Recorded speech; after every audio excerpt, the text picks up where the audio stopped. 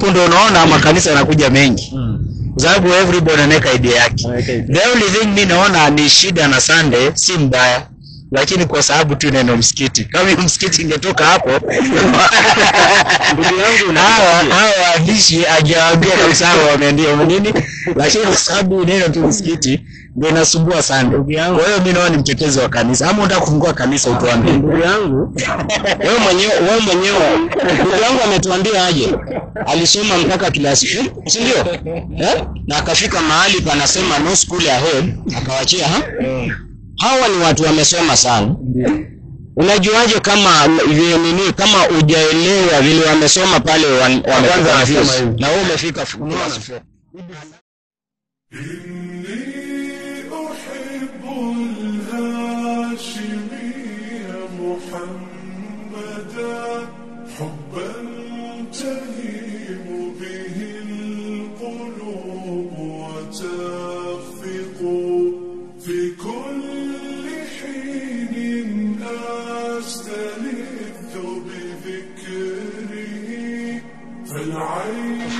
ثم الصلاة والسلام على رسول الله صلى الله عليه وسلم. بعد فإن أصدق الحديث كتاب الله تعالى وخير الهدي هدي محمد صلى الله عليه وسلم وشر الأمور محدثاتها وكل محدثة في دين بدعة وكل بدعة ضلالة وكل ضلالة في النار. baada kumshukuru Allah na vile vile kumtakia rehema na amani bwana mtume Muhammad sallallahu alaihi wasallam. Ndugu zangu watazamaji wale ambao wanafuatilia Abbas Online TV, ni kipindi kirefu tu ambaye tumepotea kidogo hewani kwa sababu ya pengine changamoto moja ama mbili. Kwa hiyo hii ndio ambayo kwamba kidogo imetupoteza katika dawa mitaani, lakini alhamdulillah tunamshukuru Mwenyezi Mungu kwa sababu tumeweza kurekebisha baadhi ya yale mambo ambayo yalikuwa yanatusumbua. Kwa hivyo sasa tutaanza tena kuendelea na programu yetu kama kawaida. Kwa hiyo tunakuomba uzidi kutufuatilia, usichoke ama usishangae huyu Sheikh Abbas Online TV na timu yake walienda wapi. Tuko lakini tulikuwa kidogo na changamoto mbalimbali ambazo ni kawaida kibinadamu kwamba mambo yatokee kidogo. Kwa hivyo tusharekebisha na alhamdulillah kuanzia leo inshallah biidhnillah kwa uwezo wa Allah subhanahu wa ta'ala tutakuwa tena tunarudi katika hiyo kipindi ya dawa mitaani. Kwa hivyo inshallah tutakuwa pamoja nami, safiri pamoja nami ikiwa tunazidi kuwafikishia watu ujumbe wa Mwenyezi Mungu subhanahu wa ta'ala. Rafiki yangu njoo kidogo, njoo. Sipitie mbali, kuja. Tukizidi kuwafikishia watu ujumbe wa Mwenyezi Mungu subhanahu wa ta'ala. Njoo. Kwa hiyo tuko hapa tu katika area ya KCC. Habari rafiki yangu? Unaitwa nani? Naitwa Sunday Vincent Bosco. Sunday Vincent Bosco. Yes. Leo unajua ni Sunday pia. Ndio umechukua jina hiyo. Ndio. Mimi naitwa Abbas. Na mimi ni Muislamu. Dini yangu mimi ni Muislamu na naamini wewe ni Mkristo. Si ni kweli? Ndio. Asante sana. Mimi nimekukaribisha na sababu. Kwanza mimi niko katika kipindi ya radio inaitwa Risala. Pale tunafundisha watu maneno ya Mungu na watu kila mara wanapenda kukaa kutusikiliza, wanakuwa na maswali mengi. Ile kipindi ambayo inaitwa Risala huwa kila Friday kuanzia saa 2 ya usiku mpaka saa 4. Tuko na maswali mengi ambayo watu wengi hupenda kujua na inafika kwamba kipindi inaisha maswali yako. Kwa hiyo tukasema tutembee katika ground, tutembee na watu kama tuongee na watu kama kina Sunday, watu tofauti tusikize maneno upande wao uko vipi na sisi naye tuko vipi. Kuna maneno naweza kuambia kukufaidisha, kuna maneno ambayo unaweza kusema na vile vile kapata kunifaidisha. Ndio nimekuita hapa nikupe mawili matatu alafu endelee na shughuli zako. Mimi najua katika shughuli zako za maisha, si kweli? Ni kweli. Katika kujenga taifa unafanya kazi gani? Mimi nafanya mambo na usafi ba hospital hapa Mama Lucy. Wewe unafanya usafi pale Mama Lucy? Usafi. Okay. Saizi ushatokea katika shift? Nakuwa shift ya usiku. Mchana ninakuwa free kama niko nyumbani. Saa hii nataka nielekee huko tena nifanye kazi yangu ya kila siku. Asante sana. Sasa mimi ningekuomba, naomba dakika yako kama 5-10 hivi tuzungumze 2-3 ya Mungu, tujenge roho zetu alafu vile vile uende Utaniruhusu unipe dakika zako 10? Hamna shida. Asante sana Bwana Sande, na vile vile ubarikiwe. Unajua mtu ambaye kwamba anakupa masikio ama muda wake dakika 10 kusikiliza maneno ya Mungu ni mtu ambaye kwamba ni mzuri, anamkaribia Mungu. Kwa hiyo uko na baraka na upembe na baraka. Sasa Sande, sisi Waislamu ni muda mrefu sana ambayo tumekuwa tunajificha ndani ya misikiti. Watu wanakaa wakishangaa Waislamu imani yao ni vipi? Ibada yao iko vipi? Wanaabudu nani? Huyu Allah ni nani? Muhammad ni nani? Kwa nini tunasikia makelele kwa misikiti na mambo kama hayo? Unaona?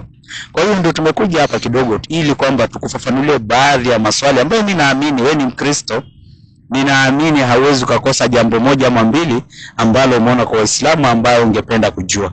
Na Wakristo na Waislamu ni watu ambao kwamba wanakaa pamoja katika mambo mengi. Tunaishi pamoja. Mimi mwenyewe hiyo Mama Lucy ndio hospitali ambayo kila mara naenda nikiwa mgonjwa. Na tutakuja patana hapo siku moja tu. Ni vile ulikuwa tujuani, lakini ndio hospitali ambayo kila mara nikiwa na tatizo nakimbia kwa sababu ndio iko karibu sana na mimi na sehemu ambapo kwamba naishi. Naamini wewe pengine ushapatana na Muislamu ama ushaikuwa na urafiki na Waislamu kadhaa. Si ni kweli? Ni kweli kabisa. Asante sana. Na naamini kwamba kuna jambo ambalo umeona katika matendo ya Waislamu ambayo pengine ungependa kufafanuliwa zaidi. Mimi nataka nikupatie leo chance, uliza chochote kile ambacho kwamba ungependa kufafanulia zaidi, na sisi tutakuwa na furaha kabisa ili tukaweza tukufafanulia mambo ya Mungu, at least upate faida moja mbili, au utatoka bure. Ushaona? Kuna kitu ambayo utajua hata ukienda nyumbani. Kwa hiyo ni nafasi nakupa kwa moyo mkunjufu kabisa. Sijui kama kuna jambo umeshaona kwa Waislamu, kwa tabia zao, kwa mienendo zao, kwa ibada zao, kwa taratibu zao, biashara zao, pengine chochote ambacho ungependa kujua ama kufafanuliwa zaidi. Iko? Ni mambo mengi sana. Mambo mengi sana. Mengi.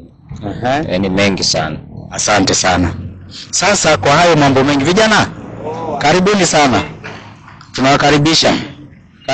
Karibuni. Habari yako? Unaitwa nani? Jeremy Jenzi. Karibu sana. Nawe? Jeremy wawili? Wa Kristo. Mimi naitwa Abbas. Mimi Muislamu. Ndio. Nafundisha kidogo maneno mawili matatu. Rafiki yangu anaitwa Sande, alikuwa anapita tu kama nyinyi, nikamkaribisha. Nikamwambia naomba dakika yake 10 kidogo na akanikubalia. Kaambia kama kuna mambo mawili tunaweza ongea, ndio tunaanza kuongea sasa hivi.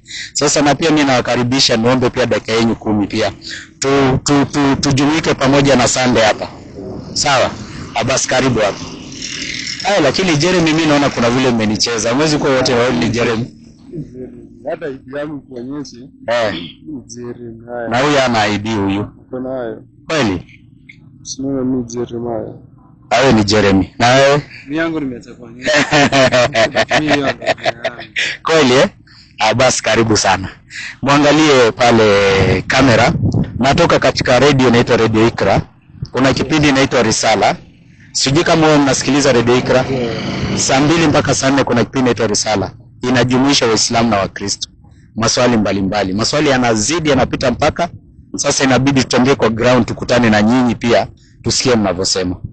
Sasa Sande naye pia amesema kuna maswali mengi. Kwa hiyo sikilizeni swali yake, mnaweza faidika, na nyinyi pia kama kuna maswali nitafurahi sana kuwapatia chance. Na mkiwa na maneno yote mnangependa kuniambia nifaidike pia nitafurahi. Sawa? Haya Sande, tunaanza na wewe sasa. Swali la kwanza ambao unasema kuna maswali mengi. Swali la kwanza ni lipi?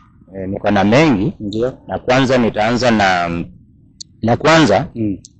Ningependelea nijue ni kwa nini. Okay, sisi ni Wakristo. Ndio. Kwa nini Waislamu? Ndio. Sana sana wakiomba ama wakiswali. Ndio. Ni lazima watumie hizo microphones, alafu lazima wahauli, yani ile kutoa sauti mpaka mbali huko, sijui nini. Ni kwa nini? Asante. Unaona sasa ako na maswali mazuri ya faida, na labda hata nyinyi mngependa kujua. Kwa nini Waislamu wakisali lazima watumie microphone, na hiyo microphone itupe sauti mbali? Unasikia ngo wakisali saa 7, saa 10, saa 1, saa 2 na asubuhi saa 11:30, sio? Sasa hiyo unayosikia sio swala. Hiyo unayosikia inaitwa adhana. Unasikia? Adhana maana yake ni wito. Ni watu huwa wanatangaziwa ama wanaitwa waje msikitini.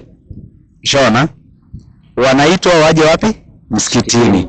Sasa unajua watu ukiwa mbali ukiwaita lazima utatumia microphone. Kwa sasa kuna makelele, unaona hapa Umoja pale kuna matatu zinapita, kuna pikipiki zinapita, kuna magari, kuna watu, kuna biashara. Ushaona? Obvious hata ukitumia tu sauti yako kuita hata mtu pale hawezi akakusikia. Na sasa hii tunajua tuko katika dunia inayoenda mbio. Dunia ya makelele, dunia ambayo ni busy. So ile microphone kazi yake ni kuita tu watu waje msikitini. Wakishafika msikitini wanasali kwa njia ambayo ni ya taratibu kabisa. Hiyo sio lazima kutumia microphone. Microphone kwa kuita tu watu waje msikitini, na inaitwa adhana. Yani watu wanaadhiniwa, yani wanatangaziwa ama wanaitwa waende msikitini. Na hii ni sheria ambayo Mungu ametuambia katika Qur'an. Ukisoma Qur'an 58:5 Mwenyezi Mungu anatajia kwamba mkisikia adhana mwende msikitini. Ukisoma katika Qur'an sura inaitwa Suratul Jumu'ah, sura 62 aya 9. Nisaidie Qur'an kidogo nimuoneshe rafiki yangu. Unajua kuona ni vizuri ama sivyo? Kuona ni vizuri. Ushaona Qur'an? Qur'an nimeiona, lakini sasa alafu kuna hivi vitabu 3 nipe. Njoo nazo nipatie Jeremy na pia rafiki yangu Sunday hapo. Sio kama ziko 3. Naam. Qur'an ninaitambua, nimeshaiona, lakini sasa kitabu chenye ama kitabu chenye hujawahi husika nacho, huwezi kijua kiundani kiko aje. Wewe ndio mwenye Qur'an, unajua ni nini iko ndani, na mimi najua ni nini Bible ni nini. Naona ambapo vile nilikuwa nakuambia kama Wakristo, ndio unlike Wakristo, sio kama nyinyi mpaka muite watu wakuje mkitumia vile vyombo vya kuwaita vya sauti. Hawa Wakristo wenyewe wanajua ni saa fulani wataenda church, na ni siku fulani wataenda church. Wanajua kama ni Sunday ataenda, kama ni saa 1 kuna misa ya kuanzia saa fulani mpaka saa sio lazima aitwe akuje. Okay. Sasa nitaeleza kwa nini pia tunaita. Sasa ushaona Qur'an Jeremy? Na wewe umeona Qur'ani? Bado? By the way sijabeba copy, ningependa hata nibebe copy moja niwapatie. But ushasoma? Very good. Wapi shule? Ulikuwa unasomea shule gani? Primary.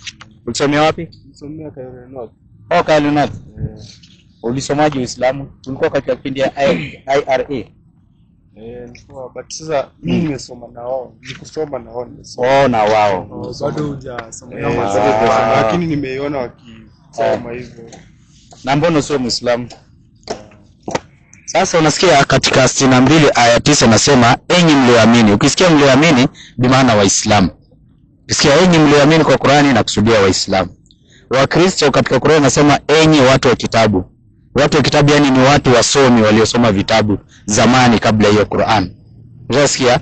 Wao Qur'an vile vitu kwa sifa nzuri, lakini watu wanakuja na propaganda wa Islam. Hakuna na if hatutakuja hivi katika ground watu wanakuwa na ile bad picture ama negative picture ndio kwamba haipo.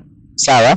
So Qur'an inasema enyi mlioamini yani Waislamu, patakapoadhiniwa kwa ajili ya sala siku ya Ijumaa, nendeni upesi kwenye dhikri ya Mwenyezi Mungu na wacheni biashara. Unaona? Yaani pakiadhiniwa bi maana pakitangazwa kwa ajili ya sala.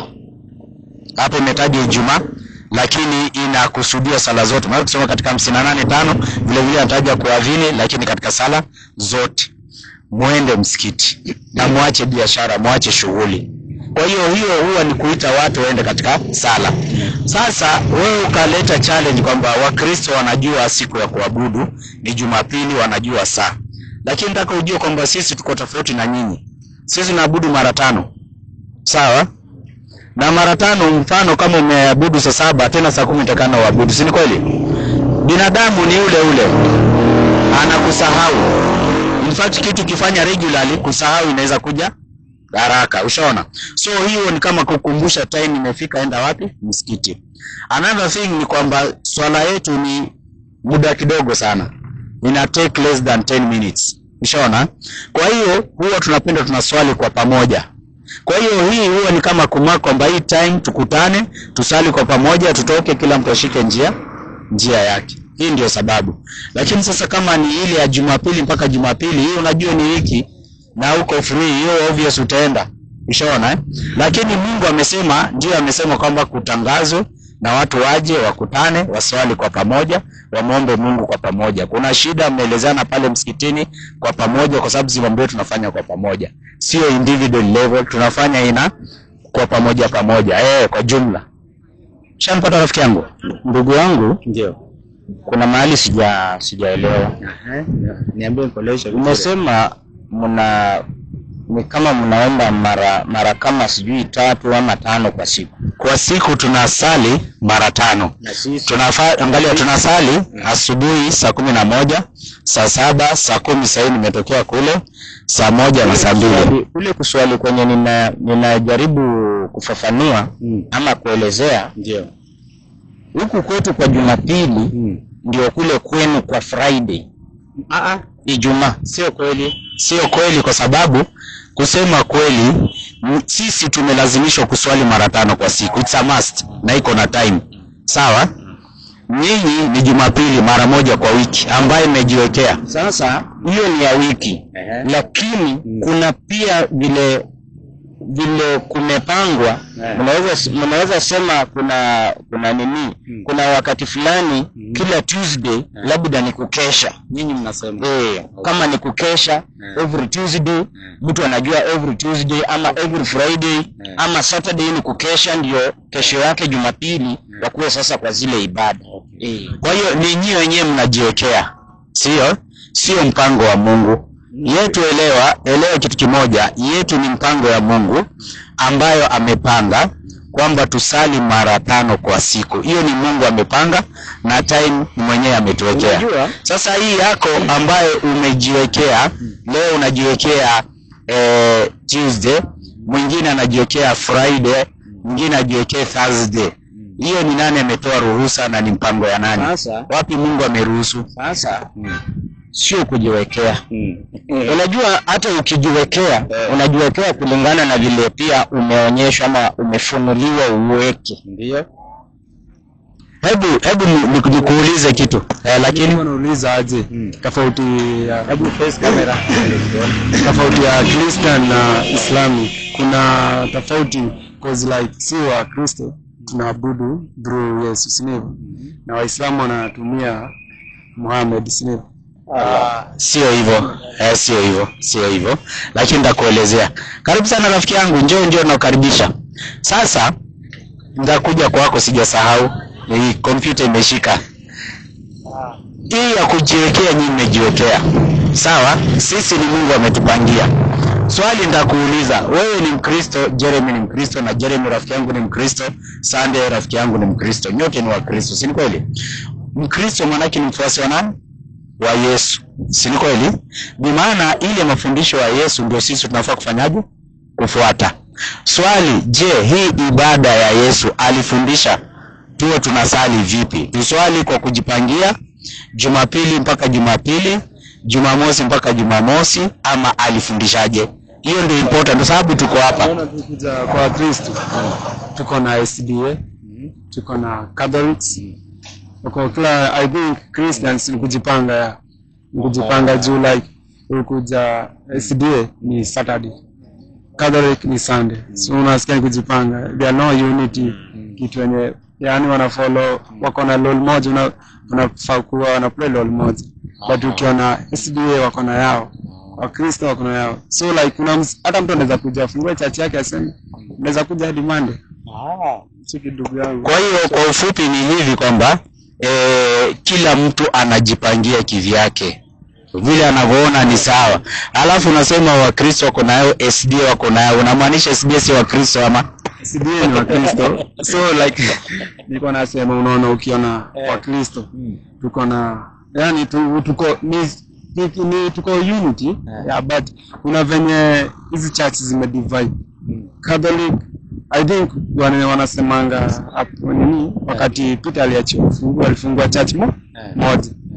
Sasa hii church ilikuja moja, hao watu wakaona kuna mambo yameongezeka tuendani, wakaanza kujidivide. Unaona kujidivide wa SDA wakatoka kwa hiyo Catholic. wakaona kuna mambo imeongezea juu. Tena na kanisa zingine zikajitoa. So no, like I think Christian kuna venye kuna kashida, tunafaa kwa unity. Okay, nachangia. Kwa hiyo kwa ufupi unamaanisha kwamba nyinyi mko divided. Nachangia hapo. Ndakupa uchangie. Unamaanisha kwamba Wakristo wako divided na kuna shida. Mnafaa kuwa united. Ambaye ni kweli kwa sababu kuna SDA wanaenda Jumamosi, kuna hao wengine wanaenda Jumapili. Kwa hiyo ni kitu ambaye inafaa mnakaa chini mnarekebisha. Ndio vitu kama hivi tuko hapa tunaangalia shida iko wapi. Wewe unasema unataka kusupport. Haya sikachangia. Sasa mimi nilikuwa nachangia kuhusu huyo rafiki yangu. Ndio. Sio mambo na division. Ni kama nyinyi Waislamu, kuna Waislamu hao wa kawaida na kuna watabuliki hawa wenye wanakata loni zinakuwa fupi. Si ati mko divided, ati yule ni Muislamu mwingine na wewe pia ni mwingine. Ushaona hiyo? Kuna yule mtabuliki, kwa ile utabuliki wako na sheria. Ukifanya makosa kidogo, ndio wanatembea na viboko, unacharazwa hapo chini, mnamalizana. Unlike wewe haufanyi hiyo, lakini yule bado ni Muislamu. Unaona? Yule bado ni Muislamu na wewe pia ni Muislamu. Mnatumia the same Quran. Wale sio division. Kuna mtu anafanya na vile anajisikia kwa ule Mungu. Ndio. Biblia Quran ni Qurani kwa upande wa Waislamu na Uislamu. Ndio. Biblia ni ya Kikristo na iko kwa Wakristo na Ukristo. Biblia kuna mwenye amesoma na akafunuliwa kivyake mpaka pia yeye akatoa version yake. Nasikia sijui kuna English Standard, kuna sijui revision gani wote sijui nini. Ndio hizo vile tunazitambua. Sasa Biblia ni ile moja, lakini vile mtu anaielewa ndio pia yeye anatoa yake. Yeye anatoa New Testament hadi hii sasa bila amechambua. Ona ametoa sasa hii ni ya Kiluya, hii ni ya Kikikuyu, hii ni ya Kijaluo. Nafikiri ni lugha tu. Lakini sasa yani vile amejisikia ndio sasa anafafanuliwa kwa hawa wenzake. Sasa uko na point nzuri, lakini kuna kitu moja nataka nikurekebishe. Ukisema tabligh maana yake ni kufikishia watu. Hii kazi naifanya ni tabligh. Tabligh ni maana nafikisha ujumbe wa Uislamu kwa yule ambaye kwamba si Muislamu. Kwa hiyo useme kuna kikundi, hapana. Hii ni sheria ya Mungu, anasema kwamba tufikishie watu, yani tuwafikishe message ya Mungu kwa watu. Kwa hiyo ukisikia tabligh ni ile yani kufikisha ama ufikishaji wa ujumbe wa Mungu kwa wanadamu. Sio sect. Ushaona? Wote wanafunga siku moja, ukisema sijui tabligh ama nini, kama mimi ni tabligh usinitoe hapo. Tayari kwa sababu tabligh ni kazi. Yani ni kazi ya kama vile mnaweza sema yani ile kama ministry. Unaona? Kuna watu walikuwa wanakuja zamani missionary. Unaona? Kama missionary. Ushaona? Missionary yani bi maana anafikisha kwa watu wengine Ukristo, sio? Sasa sio tabligh ni kwa jina ya Kiislamu ambaye unaifikisha ujumbe wa Uislamu kwa Waislamu wenzao na vile vile kwa wale wasiokuwa Waislamu. Kama kazi naifanya tayari hii ni tabligh bi maana na kufikishia. Ushanielewa? Kufikishia ndio ni tabligh. Lakini mimi naongea tabligh. Utanichukulia kiopposite kidogo, but nilikuwa ninasema ninamaanisha wale ni kama sheria zao. Yani ni sheria zao tofauti, tena ni ngumu. Sababu ninasema ni hivi, nina support point yangu. Yule hata mke wake akiwa kwa duka anauza duka lake. Kuna vile uwezi ongea na yeye pale. Si kweli, kwa sababu kitu unayoongea ni yani unajua ni vitu viwili tofauti. Wewe umechukua kazi alafu unashikanisha kama ni dini ama sheria. Sisi sheria yetu ni Qur'an na kuna kitu kinaitwa hadith. Rafiki yangu njoo. Karibu. Sipitie mbali. Kuja. Usiogope. Ushasikia? Ile hawana sheria yao, wanatumia Qur'an, wanatumia kitu kinaitwa, sisi na vitabu vinaitwa hadithi. Wewe unasoma umejua vitu kama hiyo. Kuna kitabu kinaitwa hadithi ambayo sio Qur'an, sawa, lakini naifafanua Qur'an. Na wanafuata vitabu hivyo na taratibu hiyo, wanasali mara 5. Kama mimi nasali mara 5. Nafunga siku moja wote. Ramadhani wote nafunga siku 30. Ikifika kama ni kwenda hija wote tunaenda Maka. Kama ni kusali tunaelekea pale moja. Everything is uniform. Lakini upande wangu kuna shida alivyosema rafiki yangu pale Jeremy. Kusema ukweli hapo huwezi kudeny, kwa sababu kuna wale wa Jumamosi na kuna wale wa Jumapili. Kuna wale Catholic na kuna Protestant. Protestant wameprotest kutoka kwa Catholic. Wameona kuna vitu ambavyo kwamba hawaelewani nazo.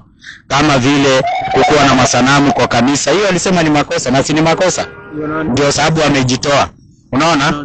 Ile father kutooa, wanauliza imetoka wapi sheria? Hakuna, ndio wamejitoa.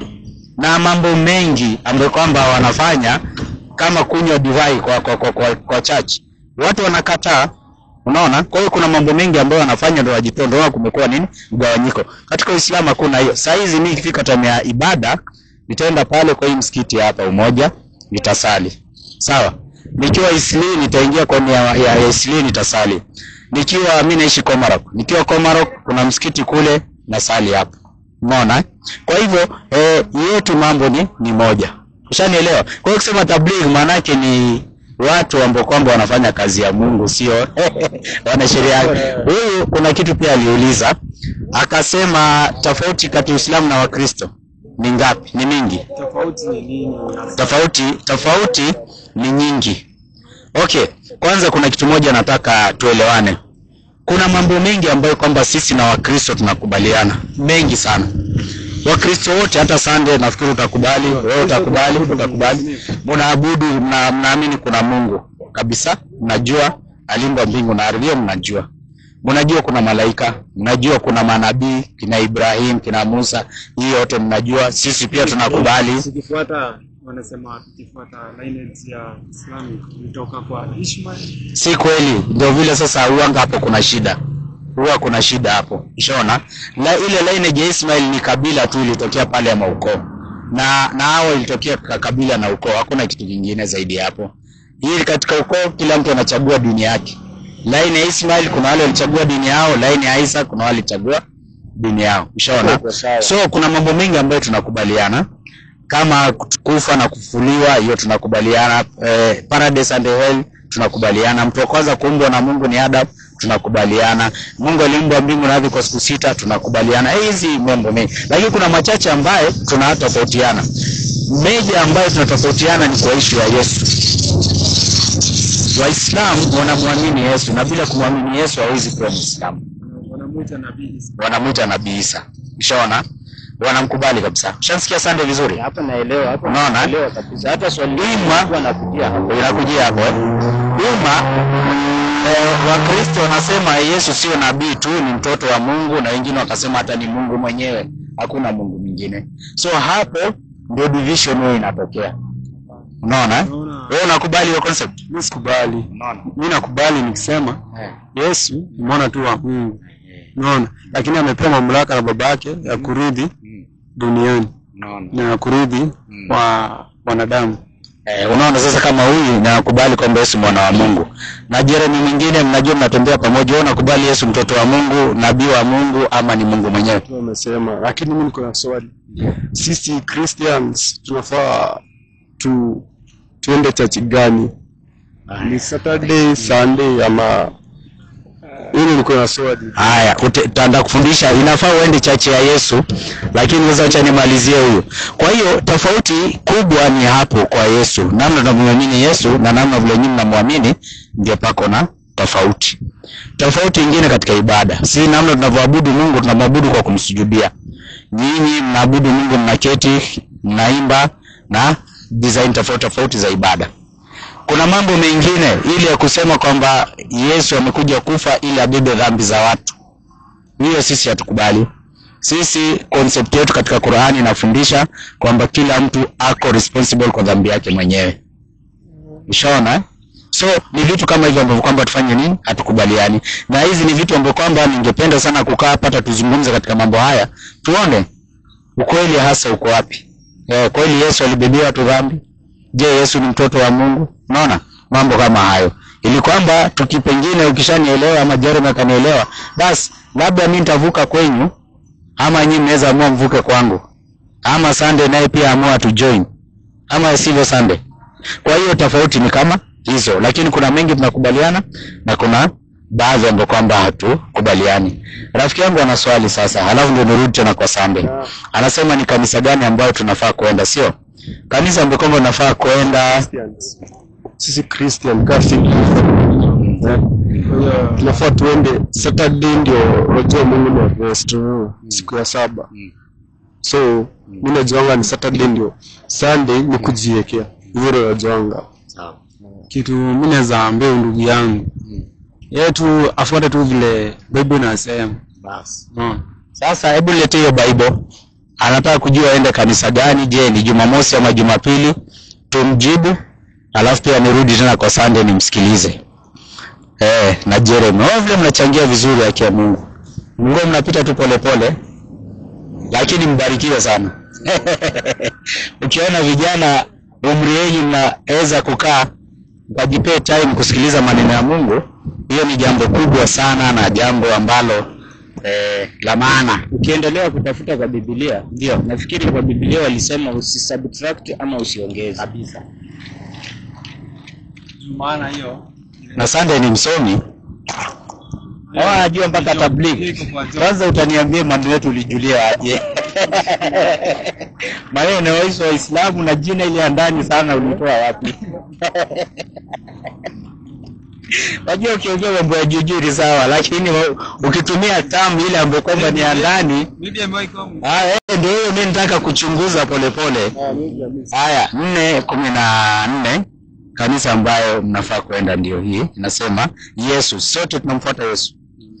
Yesu akarudi kwa nguvu za Roho, akaenda Galilaya, habari zake zikaenea katika nchi zote za kando kando, naye alikuwa akifundisha katika masinagogi yao, akitukuzwa na watu wote.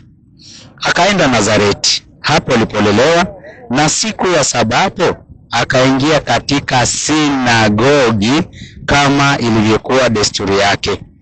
Kwa hiyo desturi maana yake ni nini? Desturi yani ni ile hali ya kawaida. Hiyo ni kawaida. Ile hali ya kawaida. Najua lazima niende huko. Kwa hiyo desturi maana yake ni hali ya kawaida. Bi maana kawaida Yesu yuko kuingia katika sinagogi. Tuko pamoja Jeremy? Asante. Asante, tuko pamoja. Tuko sawa. Tunaambia Jumamosi. Swali inakuwa ni hivi. Hiyo sinagogi ni nini? Hiyo ndio important sasa. Sinagogi ni kanisa. Kanisa Jeremy tu ni kanisa. Mahali ambapo mtu anaenda ukasali. Asante. Sunday ni hapo kanisa. Mimi naona ni msikiti. Nani amepata?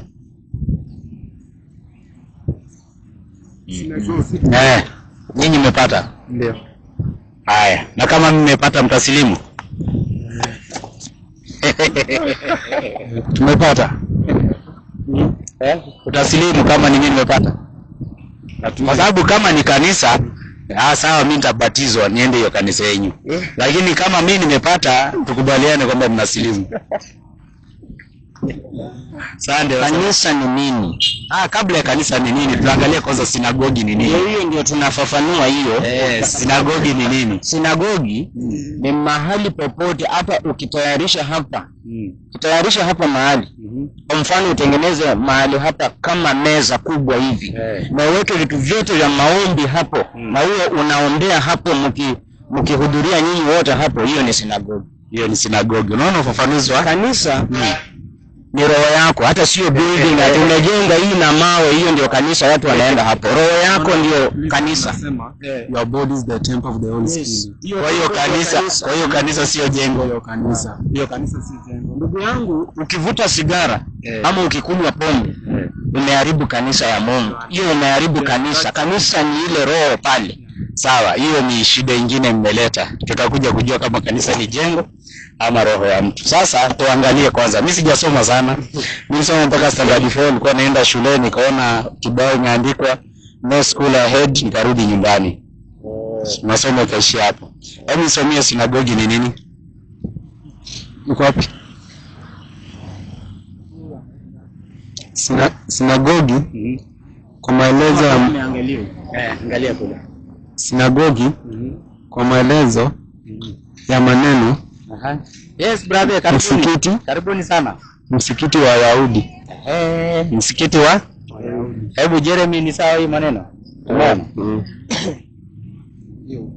Pepa. Nini? Shika. Hapa ningewapea au moja. Sababu hiyo upepo. Yenyewe upepo najua unaingia hapa. Haya. Sinagogi tumpata ni msikiti wa Yahudi, sawa? Hiyo maneno unakubaliana nayo unakataa? Hivyo ndio waandishi walioandika hiyo Biblia, hivyo ndio waliongea. Walipata ama walikosea? Siwezi jua kama walipata ama walikosea, lakini hivyo kulingana na vile waliandika hapo. Na hizo Biblia ziko nyingi. Na sijajua kwanza vile tunasoma hii ni version gani. Kwa hiyo sasa umeanza kuidoubt. Unajua kwa hizi versions hii inaitwa Union version. Sasa kuna ya 1952. Lakini sasa kuna pia the first version ambapo hatujui ni hii ama ni gani. Okay. Wewe unasemaje kwa ufafanuzi wa Biblia yako? Unakubaliana nayo unakataa? Jeremy. Mimi nakubaliana tu nayo, lakini nasema okay. Na Jeremy tu mimi sizipinga. Huwezi pinga. Sizipinga. Kwa sababu waliandika Biblia iliongozwa na roho wa nani? Wa Mungu, sio? Wanaweza danganya? Hawezi danganya. Hawezi danganya. Kwa sababu Sande, umesikia maneno? Wewe unataka kusema watu waliongozwa na roho ya Mungu kama walidanganya? Hapo ndio unaelekea. Waliongozwa na roho ya Mungu. Kuongozwa na roho ya Mungu hiyo ni sawa, wanaweza kuongozwa na roho ya Mungu. Walisema kweli? Unaweza ongozwa na roho ya Mungu na ufike mahali pia uweke vitu zako. Kwa hiyo roho ya Mungu anaweza tembea nawe kafika mahali akarudi nyuma ukaweka maneno yako.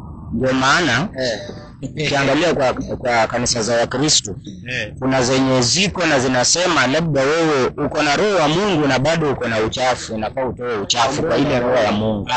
Kwa hiyo inamaanisha ukiwa na roho wa Mungu, hebu tuangalie ni kamera. Sasa unataka wajue kwa watazamaji wapenda kujua wanaozungumza ni nani. Wima yake tunaweza katika Al-Huda TV na pia kuna YouTube channel ambayo kwamba pia watakuja kuonesha baadaye, mnatufuatilia kila pahali na Facebook.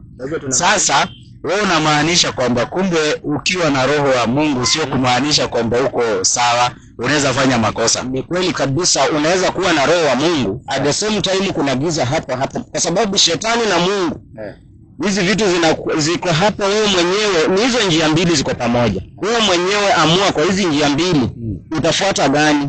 Lakini huwezi sema saa hii Mungu angekuwako peke yake shetani hangekuwa. Hiyo ni mpango yenye iko ile Mungu wako. Shetani pia ni lazima ako hapo wa kuconfuse. Sasa Jeremy leo ameleta unakubali kwanza Jeremy mambo ya Sunday. Unaweza kuwa na roho wa Mungu na ukatenda uchafu, inawezekana? Najibu. Ndio. Mbona leo siku hizi binadamu wamelegea? Naona waji Mungu. Tuko wacha kukujua huko. Yaani roho wa Mungu uko nayo. Hayo ndio kosa. Inaweza nasema hapana. Biblia inasema people who written the Bible were inspired by the Holy Spirit. So hakuna vile Mungu anaweza kuchoose uandike hii Biblia na bado nyuma hapo anasema usiongeze ama utoe neno kwenye Bible. Kwa hiyo kwa ufupi mimi nafikiria wewe ukubali kwamba mtu akiwa na roho ya Mungu azafanya makosa. Kwa maana unakubaliana na ufafanuzi huu kwamba sinagogi ni msikiti, si kweli? Sijakataa. Asante. Na pia Jeremy ni hivyo. Sande amekataa. Sande amesema hapa. Shida ya Sande iko hapa. Unaona sikizi mapasta sikizi. Kanisa unaona, lakini tukiangalia nyuma kanisa zilikuwa kuanzia mikono pangilika kuanzia taratibu. Lakini ukiona siku hizi nayo hatujakataa. Church mtu anajiandikia Bible anaongeza vitu zingine. Bado unasema hata ukichukua Bible na nyingine unapatanga kuna maneno hayaambatani. Kwa hiyo saa hizi kuna watu wanajiandikia mabiblia. Si kweli? Baadaye anasema ati sijui shetani ndiye amenijaribu. Ati hiyo ilikuwa tu ni shetani. Wajua kama hiyo nishasikia, lakini mjue mko hewani. Hakuna shida ukiwa hewani na watu wanaofuatilia na comment ujue sasa baadaye mtajua vile mtajua. Chenye tunaogopa ni Mungu. Unaona? Sisi tunaogopa Mungu peke yake. Na hiyo yenye nilikuwa nakuambia mahali Mungu wako na shetani amejitenga hapo pembeni, anataka kuona huyu mtu ana backslide aje niingie pale. Na hata kama wewe ni mtu wa Mungu kabisa, vile ndugu yangu alikuwa anasema hapa, wanaangalia huyo hata kama ni mchungaji sana, huyu mtu kuna mahali atateleza tu kidogo, na alafu utasikia wanasema ati si mchungaji pia ni binadamu. Si pia yeye ni binadamu, mwili na hisi sijui nini. Ndio wengi wako na usharati kwa kanisa. Wanachukua mabibi za hata waumini wao kwa chashi hapo. Unaambiwa ati hata huyo mchungaji pia ni binadamu. Mbona?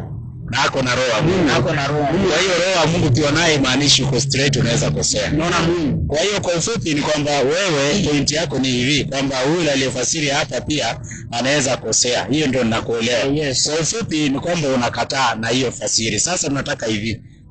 Huyu hana shida. Jeremy tu hana shida. Sasa shida iko kwako sasa. Wewe umekataa huyu anaweza kosea. Sasa hebu tufafanulie kwa ushahidi wa maandiko, sio kwa kichwa na fikira yako. Tuende kwa ushahidi wa maandiko tufafanulie hiyo sinagogi ni nini.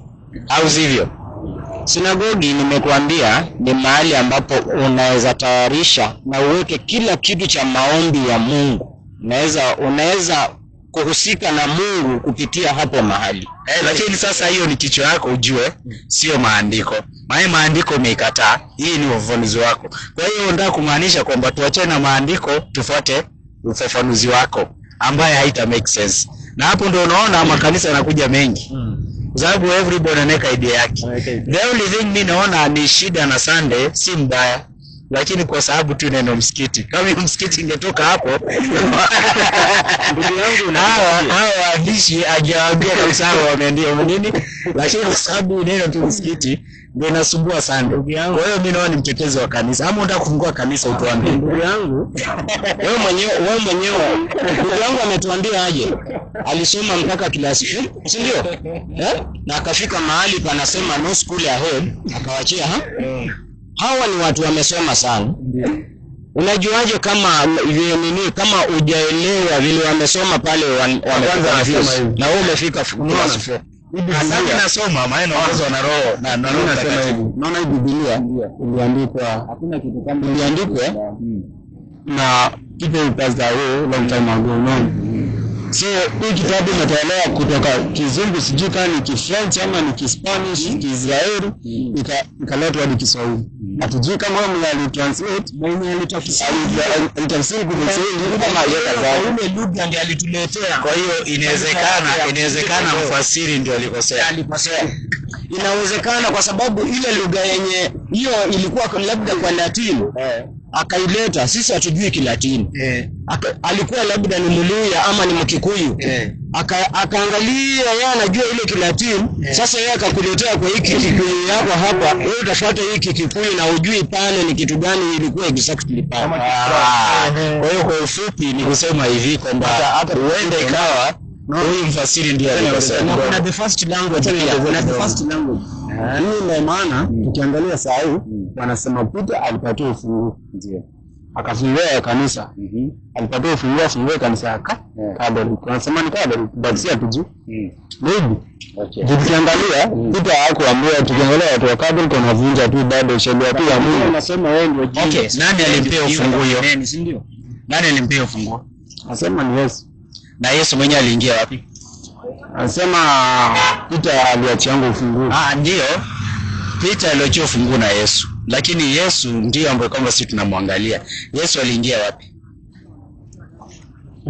Mimi naona hapo sijui. Sisi sinagogi tumesoma sasa hivi. Aliingia msikiti. Msikiti. Sasa yeye aingie msikiti alafu apeane ufunguo ya kanisa, inaingia akili. Lakini hivi kabla nikapo kwenda tuchanganya mda. Ndio sababu unaona kila kitu apeleka kule Rome. Na Katoliki wenyewe mwanzo kule Italy. Lakini mimi na Yesu alikuwa Italy. Yesu alikuwa wapi? Lakini mimi msimamo wangu I don't believe in Catholic. Haya, sasa nafikiri hii tulikuwa tunajaribu kufafanua kwanza ni jengo gani kwa swali ya huyu na ukofaa kwenda.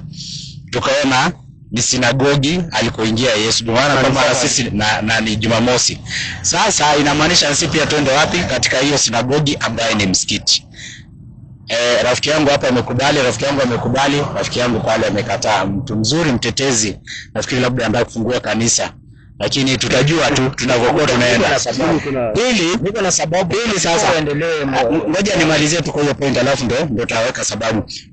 Je, ibada ambayo kwamba inafanyika sinagogi, je, ni Jumamosi peke yake ama vipi? Hiyo ndio swali la pili ambayo kwamba ni important, kwa sababu Jeremy alisema je, tutaenda Jumamosi ama Jumapili?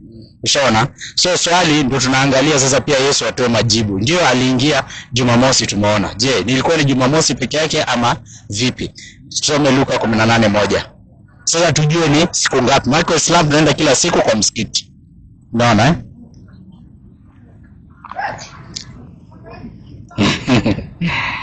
Sunday.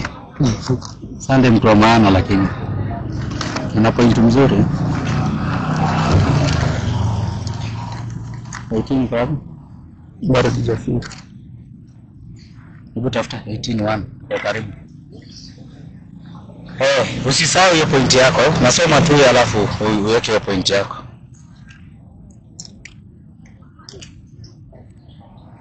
Itino nabii soma Mstari wa kwanza hapa. Akawaambia, sema na sauti, akawaambia mfano ya kwamba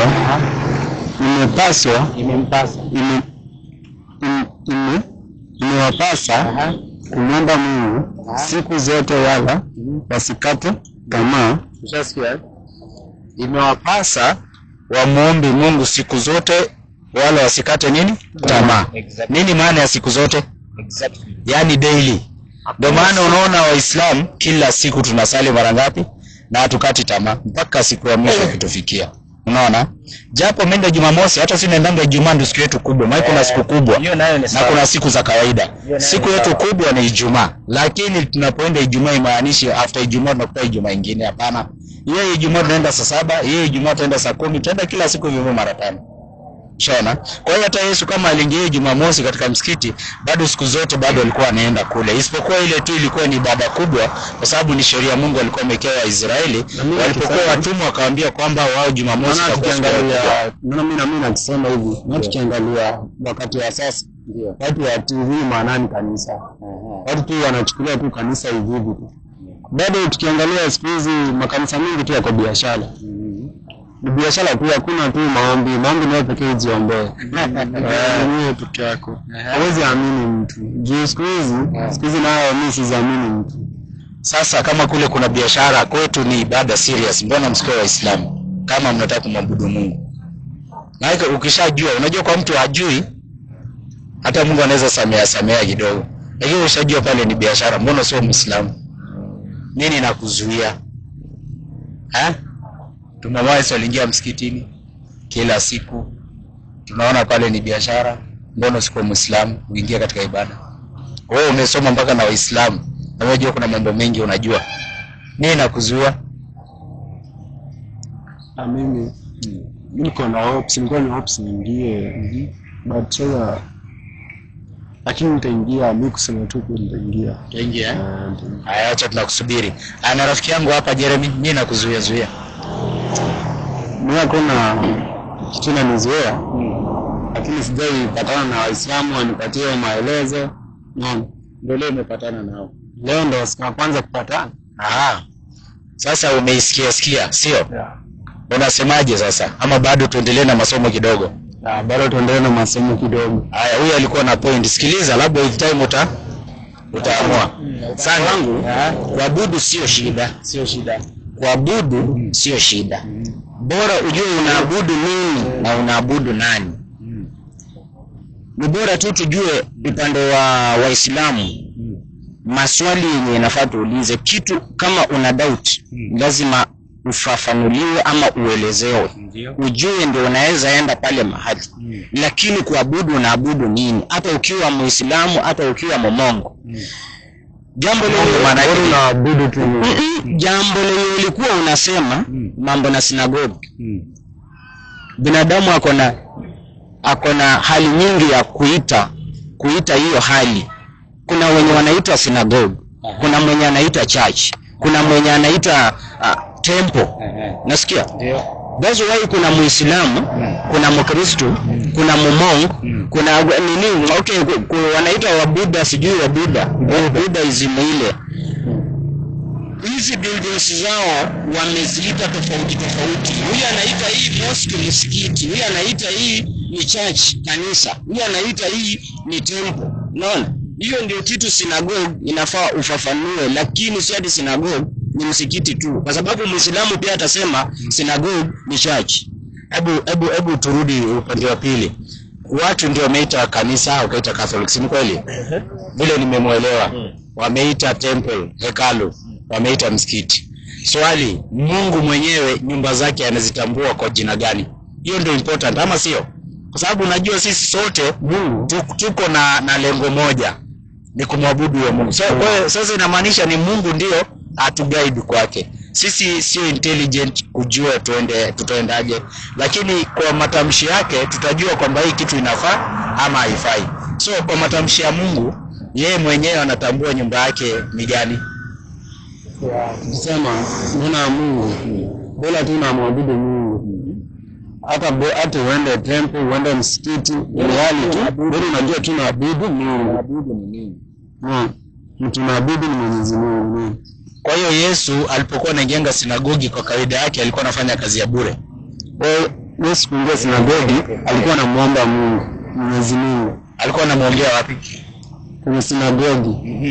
Na Yesu akatufundisha hivi. Ndugu yangu, ngoja. Yesu akiingia kwa ile sinagogi alikuwa na miaka ngapi? Mara ya kwanza kuingia kwa sinagogi alikuwa anatoshana aje hapo, ama ako na miaka ngapi? Sijajua kabisa alikuwa na miaka ngapi, isipokuwa tu kuna mahali imenukulu akiwa na miaka 12. Sio mara ya kwanza, alikuwa ametembea, lakini hiyo miaka 12 kuna incident ilitokea. Akiwa na miaka 12 alikuwa peke yake, ametoroka wazazi wake. Akapata ameingia kwa msikiti. Miaka 12? Miaka 12. Lakini kabla ya hapo alijenga hiyo. Nani walijenga hiyo? Kabla ya hapo si ati Yesu alijenga hiyo tuseme sasa ni synagogue. Hiyo Yesu alijipata miaka 12 akiingia. Nani alijenga? Ni Yesu mwenyewe ama ni watu gani walijenga? Aliyejenga hiyo msemo ambaye kwamba aliingia Yesu ni Nabii Suleiman, Solomon ndio mjenzi wa hiyo jengo. Unaona? Na hiyo jengo imekaa pale mpaka Yesu akaja akaongezea. Naona? Acha niongezee. Solomon Mungu alimwambia jenge hiyo kanisa. Exactly. Solomon Mungu alimwambia jenge hiyo kanisa. Sio kanisa, msikiti. Yes, sinagogi. Sisi hatuiti msikiti sababu tuko wa Kristo. Wewe kwa Mkristo utaita msikiti, utaita church. Hata Biblia, angalia. Unless sasa useme kwamba mimi nataka kupinga Biblia live mbele ya kamera. Biblia haijawahi hiyo jengo hata siku moja kanisa. Ushasikia? Hijawahi. Hiyo ni msikiti. Na ndio leo unaona Gaza watu wakipigana, wanapigana kwa sababu hiyo msikiti. Waislamu ndio wanakuwa naswalia ndani na wale Wayahudi tangu zamani. Sio kanisa, hata ina sura ya kikanisa. Ile ni msikiti tu kabisa ukiona. Okay. Ushaona? Okay, tuseme hivi. Na ilibidiwa hiyo ufunuo ndio wanasema ni Solomon alibidiwa. Exactly. Ni maandiko kwa Bible. Kabisa. Waje tukuje kwa conclusion hii.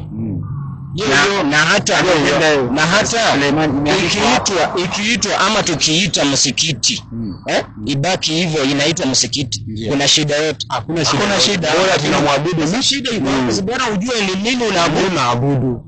Sasa sio bora, unajua kwa sababu gani? Kwa mfano, wewe ushaenda shule. Sasa hivi unafanya kazi. Hiyo kazi ambayo kwamba unaenda kufanya, unaendanga tu bora ufanye kazi ama kuna sheria ambazo kwamba ziko pale umewekewa na wale boss? Kuna masheria ziko. Sasa ikiwa binadamu atakokia sheria na unajua iko unautafuata, kwa nini Mungu akikuwekea sheria unakataa, unasema bora nijifanyie? Na Mungu ni zaidi ya binadamu. Sheria zenye Mungu aliweka ni hata saizi unaona jamaa amepita na ile pikipiki huyu anaenda. Ako na sheria. Lazima akuwe na insurance, lazima akuwe na driving license, anafaa avae helmet, hata kidogo sheria. Na akikosa Yesu ni anaingia katika sheria. Unakumbuka Yesu akiwa kuna mwanamke alikuwa anachapa, alikuwa malaya. Wakawa wanampiga na mawe. Ikawa ni sheria. Wanasema wameshika mawe, ni sheria, mtu akiwa malaya tunamuua kwa mawe. Yesu aliuliza aje hao watu. Mwenye hajawahi fanya hii atupe jiwe la kwanza. Kama ni sheria, utatunga aje sheria? Sasa hiyo hiyo ni masuala mengine ambayo kwamba tunataka kuongelea. Lakini point ni hivi, sio binadamu, ile ni Mungu alikuwa ameandika kwa Taurati, kwa Musa, ushasikia? Na wale walikuwa wamekosea. Kwa sababu gani? Kwa sheria ya Musa mtu akifanya dhambi ya zinaa, mwanamke na mwanaume wapigwe nini? Mawe. Wale wakachukua mwanamke wakampeleka kwa Yesu, akasema umemshika akifanyaje? Akizini. Swali inakuwa mwanamke zazini peke yake? Mwanaume alikuwa ameachwa wapi? Kwa hiyo alijua hii ni mtego, ndio akamwambia mwenye ajua hana dhambi katika nyinyi alikuwa kwanza kufanyaje? Kwa sababu hiyo story si ya kweli, alikuwa anamdanganya. Bi maana wote dhambi yao ni ya uongo, ya kudanganya. Ushaona? Si ati kwamba ni wazinzi ama ni, hapana, kuna kitu alikuwa amefanya makosa. Lazima uelewe maandiko hivyo. Lakini sheria ya Mungu ipo. Mungu mwenyewe amemwamrisha Suleiman. Ukisoma in fact katika Wafalme wa kwanza 9:1 na Wafalme wa kwanza 8:26, amemwamrisha Suleiman ajenge hiyo msikiti. Suleiman akajenga, akaweka sheria zake pale. Na Yesu alipokuja alikuwa anaingia pale. Na Yesu akasema kwamba nyinyi mjitie nira yangu na mjifunze kwangu. Yaani yeye ni mwalimu wetu. Bi maana sisi tujifunze kwake. Bali Yesu anaenda right na sisi twende wapi? Right. Akienda left twende wapi? Left. Tukimwangalia katika taratibu yake alikuwa anaingia katika msikiti. Kwa hiyo kama kweli tunampenda na tunamfuata, lazima tuingie msikiti. Usiseme kwamba Yesu ataingia msikiti, mimi nitaenda pale nyingine nijiabudie, bora niabudu. Wakati ukienda kwa kazi lazima ufuate sheria na amri za pale. Swali ni sheria ni mbaya ama ni nzuri? Sheria ni Mungu ameweka. Kwa mfano, nauliza sheria ni nzuri ama ni mbaya? Sheria ni nzuri kwa sababu hata ni nzuri, si ndio? Nzuri kwa sababu gani? Kwa sababu gani? Hata ukikataa kufuata sheria ya Mungu, utafuata sheria ya polisi. Kama ni uongo. Leo ukifuata mtu ukampiga, ukamnyang'anya, sawa? Polisi ataingilia katikati ya mawezi. Unaona? Kwa sababu ni sheria ya nani? Lakini ukija kuangalia kwa ukweli kabisa, ni sheria ya Mungu. Usipige mtu na usidhulumu mtu. So inamaanisha ukikataa kufuata sheria ya Mungu, bado utakufuata kwa njia moja ama nyingine. Ushaona? Leo huwezi ukaua mtu kaenda hivi, utafuata na sheria. Na Mungu amekataza usiue. Kwa hiyo unapoona kwamba koti inakwambia wewe usiue, usifikiri ni binadamu amekutungia. Mungu mwenyewe, Mungu aliitunga zamani. Hizi za binadamu, hii inaitwa ile ya 2010, inaitwaje ile? Bomas ya 2010 ile. Hiyo amekopi sheria za Mungu, vitu kidogo tu ndio amebadilisha, lakini yote ni ya Mungu. Yote ni ya Mungu. Na hii umebeba. Ndio. Tunaambiwa Yesu alikuja kuondoa hizo sheria ama alikuja kustrengthen hizo sheria? Yesu alikuja kuzibakisha na kuzistrengthen kwamba bado ziko. Sio kuziondoa. Sio wote wanazifuata na wanazitimiza, si ndio? Hawafuati. Hapa mwingine kuna wenye wanafuata 100% na kuna wenye hawafuati. Sasa that's why ulikuwa unasema kuna machachi fulani wao walikuwa wanasema mara SBA, mara sijui kuna lejo, mara sijui nini. Sasa kuna wenye wanafuata na kuna wenye hawafuati. Kwa kusali hizi sema aje, sema ati wako na shida ama shida ya kusali shida yote. Waislamu wanajua kufuata sheria ya Mungu. Sheria exactly. Kila time ni ya kwenda kanisa, lakini ukikuja saa hii wa Kristo, saa hii wameongeza mambo mingi, makanisa, mapasta ni watafiti. Sasa huyu kuna kitu aliongea na akajibu kitambo, alafu anarudi kuuliza swali baada ya jibu alitoa. Kuna Mungu, kuna ibilisi alisema. Sawa? Sasa sheria Mungu ameweka. Ibilisi yuko kudanganya binadamu asifuate sheria. So katika dunia zama zote tangu Mungu ameumba huyo Adam mpaka wakati wa mwisho, usifikiri ati itapatikana ati siku watu wote wamefuata sheria, watu wote waamini Mungu. Haiwezekani. Hiyo itawezekana siku ile ibilisi anakuja kutolewa. Kwa sababu kazi yake ni kudanganya. Sielewana. So sasa ile Mungu atamtoa ibilisi amtupe pale katika jehanamu, ndio sasa watu wote watakuwa ili niko na swali straight. Ushanielewa vizuri? Na mimi niko na swali. Ndio. Mungu anaweza shetani ni ameleta hii shida yote. Sivyo? Na Mungu ako na mamlaka ya kumtoa shetani. Ndio. Mbona asimtoe shetani? Ndio hiyo hiyo swali yako inakuja pale mwanzoni niliposema Mungu wako na shetani pia wako. Angekuwa Mungu peke yake bila huyo shetani. Ndiposa ujue ni kipi kizuri na ni kipi kibaya. Na lazima hawezi toa, wewe utabaki tu kwa kilimi hivyo. Mungu ni yeye tu aliumba huyo shetani kabisa. Na kiumbe ulichoumba mbona shetani ya hiyo swali ni mzuri lakini ni hivi. Hii jibu shetani malize kiumbe ulichoumba mbona shetani yako ni kama anakupinga. Sio mtu utamuondoa. Sasa iko hivi lakini kufuatilia naona Mungu shetani alikuja ndio Mungu waone binadamu wanaweza kuwa na sasa acha nikupe the right version. Right version katika Qur'ani, sawa? Mungu ndio amemuumba huyo shetani Ibilisi. Na Ibilisi mwanzo alikuwa mbaya. Ibilisi alikuwa mzuri tu. Mtu anafanya mambo yake mazuri. And then wakati Mungu amemuumba binadamu, kuna uadui iliingia katika roho yake. Hapo ndio alikuja akabadilika akawa mtu mbaya. Na ndio akaja sasa ndio akaja akamdanganya nani? Adam akala ile tunda. Kwa hiyo alipokula ile tunda ndio pale Mwenyezi Mungu akasema umemdanganya Adam. Sasa wewe nyinyi mtakuwa ni maadui kwenye. Akamtoa Adam katika shamba ya Eden akamleta sasa katika hii dunia yetu ya kufanya mfanyaje ya kuhangaika. So kwa kipindi hiyo Mungu angetaka kumtoa Ibilisi pale angemtoa. Lakini kuna kitu alifanya. Ibilisi akamwambia Mungu kwamba huyu binadamu naona kwamba ni mzuri, sio mzuri. Mimi ukinipa chance nitampoteza na nitakuonesha kama yeye si strong. Ushaona? Sasa Mungu akamwambia hutaweza kupoteza watu wao ndio kwamba wataniamini. Sijui ushanielewa. Akasema basi nipatie muda uone kama sitapoteza watu ambao kama umefanyaje wamekuamini. Mungu akamwambia nimekupatia muda. Akamwambia mpaka wakati gani? Kwa sababu alitaka akae mpaka nini? Mungu akamwambia nitakupatia muda mpaka ile siku ambayo kwamba yeye mwenyewe, yani wakati wa mwisho kabisa, ile wakati ambapo kwamba atakuja kutupa wapi? Dunia kuisha na yeye kutupa katika jehanamu. Kwa hiyo yuko na ni aliomba Mungu hiyo muda. Ndio Mungu amempa hiyo muda. Lakini siku ya mwisho Mungu tayari wakati ametuleta sisi binadamu akaleta manabii na akaleta nini? Vitabu.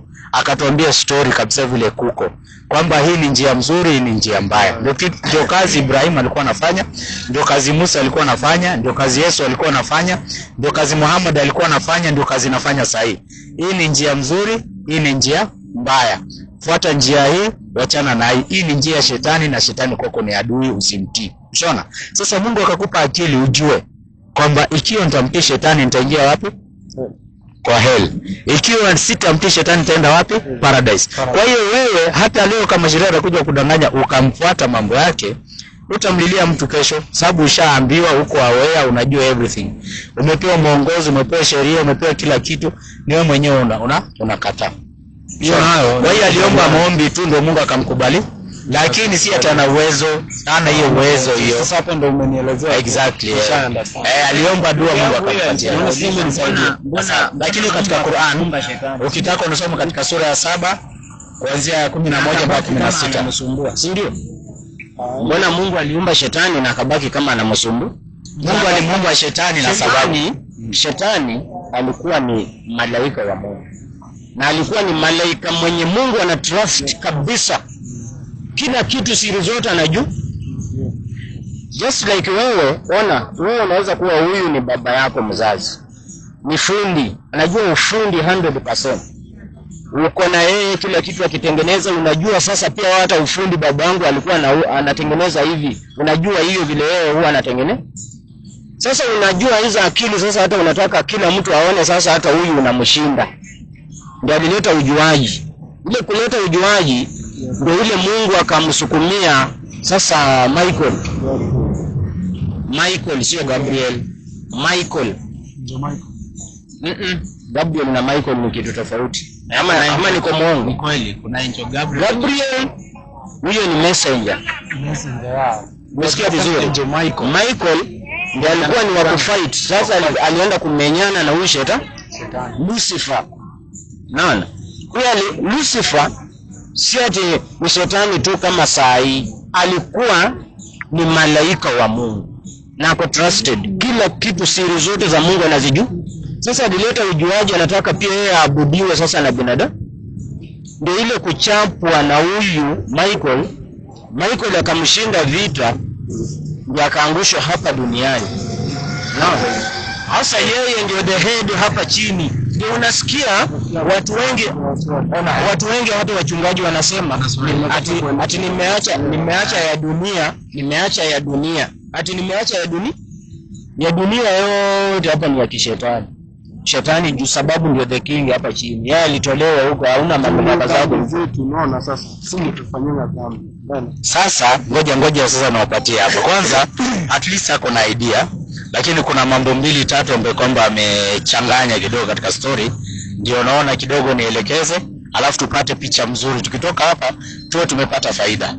Sawa nasoma Qur'ani 7:11.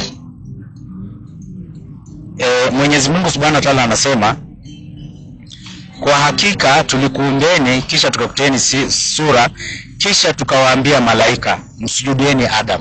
Mungu alipomuumba Adam akampatia knowledge ambayo knowledge hiyo malaika walikuwa hawana. Binadamu yani Mungu alimpea knowledge ambayo malaika hana. Leo binadamu anatengeza ndege atembelea juu. Umecheza na binadamu. Leo wewe unakaa hapo umetengeza simu, mtu kwa Amerika mnaangaliana, mnaongea in real time. Kwa hiyo Mungu alimpea mwanadamu knowledge ambayo kwamba ni ya juu mpaka malaika wakastaajabu. So Mungu akawaambia msujudie Adam kama heshima, si kwa ibada. Msujudie nani? Adam. Malaika wakati huo Ibilisi alikuwa pamoja na malaika, alikuwa hajaasi. Sawa? Lakini si kwamba yeye ni malaika, hapana. Yeye ni kiumbe tofauti na malaika. Yeye ni jini. Katika kiumbe wanaitwa jini. Sawa? Malaika wameumbwa kwa nuru. Jini wameumbwa kwa moto. Wale wanasumbua watu mapepo chafu, kuna wengine wasafi hivyo. Sawa? Na kuna binadamu wameumbwa kwa udongo. Hizi ni viumbe 3 na material 3 tofauti. Sawa? Before kwa sana na Mungu ndio subiri kwanza. Alikuwa ni jini ama alikuwa ni kwa ile umoja? Acha niendelee tu kwanza, tusi confuse. Tutaenda tu. Sasa Mungu akamwambia msujudie Adam. Akamwambia msujudie nani? Adam. Sawa? Basi wakasujudi isipokuwa Ibilisi hakuwa miongoni mwa waliosujudu. Wote walikubali kusujudu, Ibilisi akakataa kumsujudia nani? Mungu. Kumsujudia Adam. Sawa? Mwenyezi Mungu akamuuliza, nini kilichokuzuia kumsujudia nilipokuamrisha? Mwambie Ibilisi, kwa nini nimeambia malaika wote wasujudie Adam? Mbona wewe umekataa kumsujudia? Sawa? Akasema Ibilisi akajibu, mimi ni bora kuliko wewe. Akasema mimi ni mtu bora, mimi ni important, I'm better. Mimi ni better. Umeniumba kwa moto na umeniumba kwa udongo. Wewe hata material yangu ni ya juu. Material yake ni ya chini. Utaambiaje nisujudie mtu ambaye hata material yenyewe mbovu? Unaona? Sasa akasema, ndio Mungu akasema basi teremka kutoka humo, haikufai kufanya kiburi. Mungu kwa sababu kuna kiburi utoke huko. Yeye alikuwa ni mtu alikuwa ni jini katika wale ambao kwamba wanafanya ibada. Mungu akampandisha daraja akakuwa anafanya ibada na malaika. Sasa alipompandisha daraja akawa anafanya ibada na malaika, alipoleta kiburi Mungu akamwambia hapa watu wa kiburi sio place yao. Kwa hiyo toka, teremka toka hapa. Unaona? Basi toka, hakika wewe miongoni mwa dhalifu, yani wewe ni katika wale watu waovu, wa viumbe wale waovu.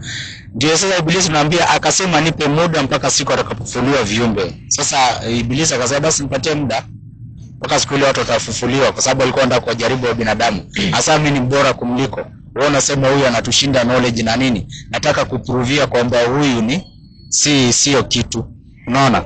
Sasa akasema utakuwa miongoni mwa waliopewa muda. Ndio Mwenyezi Mungu akasema basi kama unataka kujaribu uone, utakuwa miongoni mwa waliopewa nini? Muda. Unaona? Sasa ndio story ilitokea hapo. Kwa hiyo ilichofanya Ibilisi akaja hapa ni kumsujudia Adam. Hii story ya Angel Michael okay katika vitabu vyenyu, lakini iko na question marks mingi sana. Unaona? Ile version ambayo kwamba katika Qur'ani kwamba ni kutokana na kumuumba Adam. Alipokuwa anamuumba Adam, Mungu akamwambia malaika wote wamsujudie Adam, wakakubali. Ibilisi akakataa. Mungu akamtoa akamwambia toka pale, teremka chini. Unaona? Na akatoka kateremka. Na Ibilisi hana hata uwezo wa kushindana na Mungu hata dakika moja. Ndugu yangu hapo hana uwezo. Tuko pamoja. Ni sawa, ni kweli kabisa. Kuna swali ndio uende. Na kuuliza Freemason nini? Freemason ilianzanga wakati gani? Sasa hapo nafikiri sina knowledge hiyo. Wewe unayo? Hebu basi wacha wewe kujibu rafiki yako. Freemason Angalia kule Freemason ni kitu ilianza wakati wa zamani sana. Ukiangalia akisema wakati wa Solomon. Solomon ndo akuje ajenge hekalu ya Mwenyezi Mungu. Kuna alipatiangwa map. Naona? Lakini bibi mwenye alimuoa aliiba hiyo map. Na kuwa anamsujudu Mwenyezi Mungu. Naona sasa hiyo bibi mwenye Solomon aliyewanga yeye alikuja na watu. Hao watu wanasema wako watu wa Mwenyezi Mungu. Well, they are worshiping idols. So like nuna watu walikuwa na mashetani ndio walichukua hiyo map. Hiyo map sasa ndio ikaunda hii church. So the church was built by watu wanasema Freemason. Okay. Zajibu umeipata, ushaelewa? So ulianza hiyo mimi sina ujuzi, labda mimi ulizo Uislamu ilianza lini? Uislamu ilianza na Adam. Adam akitoka kule juu akateremka chini, alikuja na dini ya Uislamu. Na hao manabii wote ni Waislamu. That's why ndio nasemanga Solomon alikuwa na map. Hiyo map iliibiwa. Hii map, yani teknolojia zote zilikuwa mkono ya Solomon, yale alipewa na Mungu akaandika. Na hii map iliibiwa na bibi yake ikapatiwa hao walimu ma designer. Sio ukiangalia saa hii magari mingi zina designiwa na hao watu mashetani. Ushasikia hiyo kwenye maza. Nitaenda kufanya research vizuri. Nafikiri at least nishapata faida. Nilisema nikapa ndapata faida. Napata faida kidogo, nitaenda kufanyia kazi. Nafikiri ushamuelewa. Hebu Mason inatokana kwa the word free ni huru. Mason ni ujenzi. Wajenzi huru. Hao watu wakijenga ile tawa ulikuwa unasikia wanajenga straight mpaka wafike kwa Mungu. Kuna chenye kilikuja kuwa confuse. Kila mtu sasa ingia, hata ukiomba mtu leta spade analeta wheelbarrow. Leta simiti analeta mchanga. Leta kokoto analeta mawe. Wakaanza kuwa confuse, lakini walikuwa na umoja wajenge hiyo nini iende hivi straight. Wakawa confused. Freemason of Babel. Tower of Babel walikuwa na sasa. Hiyo ni zamani, hata wakati siji kabla hata Ibrahim. Freemason ndio unamaanisha ilianza kitambo. Haya, hiyo version yako. Sasa pamoja na hayo tunakuja sisi tuna understand Freemason ni kama nguvu za kigiza, yani mashetani. Hiyo sasa waliform church sasa kwanza iwe sasa church yao ya kukonfuse watu ya ushirikina ya ushetani sasa. Ya Illuminati sasa. Sasa wakuu sasa ni matajiri na Mwenyezi Mungu anapinga utajiri. Sasa anakuambia tajiri, heri maskini anaweza kurudi ufalme wa Mungu. Anaweza kupitia ngamia, inaweza kuwa rahisi kupitia kwa tundu ya sindano. Gani tajiri kupitia hapo. Sasa nafikiri ushapata hiyo, sio? Rafiki yangu habari gani? Mimi naitwa Abbas, naitwa Jeremy, naitwa Sunday. Tuko hapa dini mbalimbali, lakini tunakutana kwa lengo moja, kuongea maneno ya Mungu. Nimekaa na rafiki zangu wana hawa, wamenipa muda wa kutosha, wanasema nataka kuondoka. Kwa hiyo mimi nashukuru. Kwanza next Sunday nitakuwa hapa, mtakuja? Ndio. Hebu basi nipe kwanza namba yako. Sasa tuko na Sunday naye pia tumekaa na hapa pia more than 1 hour. Alikuwa anapita mashughuli zake ni 07. Alikuwa anapita shughuli zake, nikamwita tuongee mambo ya Mungu akakubali. Haya, wewe pia nimeona unakuja, tunakukaribisha. Sikiliza upate faida. Kama unaona huyu amenipa faida, nilikuwa sijui. Sasa nishapata hiyo faida. Na pia nafikiri tumepata faida kutoka kwangu. So tutazidi kuongea. Sawa?